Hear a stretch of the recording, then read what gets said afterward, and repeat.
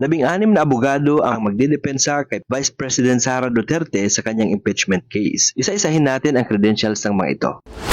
Una, si Philip Siegfried A. Fortun. Si Attorney Fortun ay founding partner ng prestihiyosong Fortun Narvasa and Salazar at kilala sa paghawak ng high-profile commercial at constitutional litigation. Matagal na siyang eksperto sa trial advocacy at strategic legal argumentation. Nagmula siya sa University of the Philippines College of Law at madalas na maging panauhing lecturer sa bar review at legal forums. Siya ang leader ng defense team ni VP Duterte na pinaniniwalaang magkakaroon ng malaking epekto sa impeachment.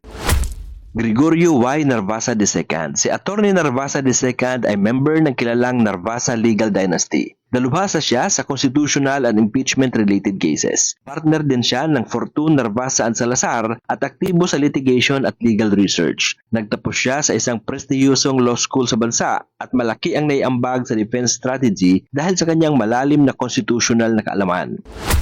Sheila C. Sison. Si Attorney Sison ay partner ng Forum Narvasa and Salazar at dalubhasa sa corporate law at complex litigation. May track record siya sa paghawak ng corporate governance at regulatory compliance cases. Nakapagtapos siya sa isang pangunahing law school sa Pilipinas at kasama siya sa core defense team dahil sa kanyang malawak na karanasan sa high-stakes na kaso. Carlo Wakenti Narvasa. Si Attorney C.J. Narvasa ay kabilang sa kabataang henerasyon ng Narvasa family at associate sa parehong firm. May background siya sa legal research at case preparation sa complex litigation. Nagtapos rin siya sa isang kilalang law school at matatag ang kanyang akademikong pundasyon. Kasalukuyang tumutulong siya sa pagbuo ng defense memoranda at technical legal opinions.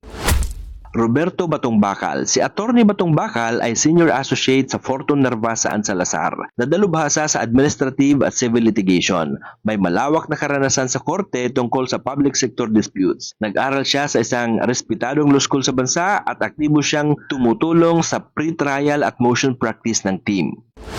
Justin Nicole Gular. Si Attorney Gular ay associate na nakatuon sa commercial na litigation at regulatory compliance. Siya ay nagpamalas ng kahusayan sa paghawak ng corporate regulatory frameworks. Graduate siya sa isang pangunahing institusyon sa advokasya. Binibigyan niya ng suporta ang team sa pag-review ng regulatory issues sa case management.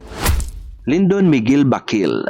Si Attorney Bakil ay associate sa Fortun Narvasa and Salazar na may experience sa government-related litigation. Nakipagtulungan na rin siya sa mga kaso laban sa ahensya ng gobyerno. May degree siya mula sa kilalang law school sa Pilipinas at siya ang tumututok sa administrative at government fund misuse issues sa impeachment.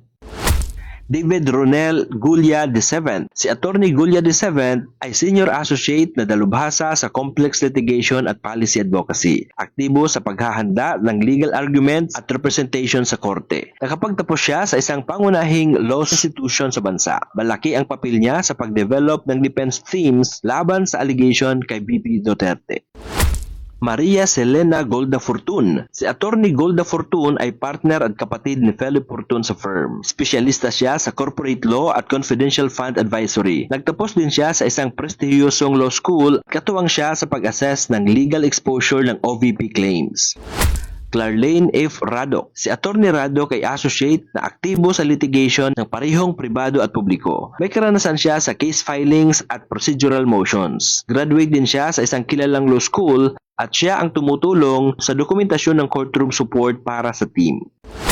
Francisca Marie Flores. Si Attorney Flores ay associate na may focus sa legal research at case preparation. Aktibong gumagawa ng memorandum at legal briefs. Graduate ng isang top-tier law school, susi ang kanyang gawa sa pagsiguro ng coherence at legal accuracy ng briefs. Miguel Carlos Fernandez. Si Attorney Fernandez ay associate na dalubhasa sa commercial at contract law. May hinahawakan ng mga negotiation at contract drafting. Graduate rin siya sa isang pangunahing law institution. Siya ang nakatuka sa pag-review ng contract-related allegations sa impeachment.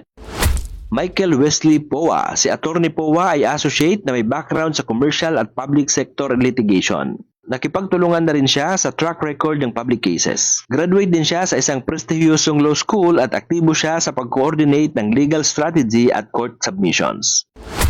Reynold Monsayak. Si Attorney Monsayak ay associate na may karanasan sa corporate at administrative law. Nakakuha siya ng degree mula sa isang pangunahing law school. Nakipagsuporta siya sa advisory research katumbas ng legal positions. Partikular siyang tumututok sa administrative compliance issues.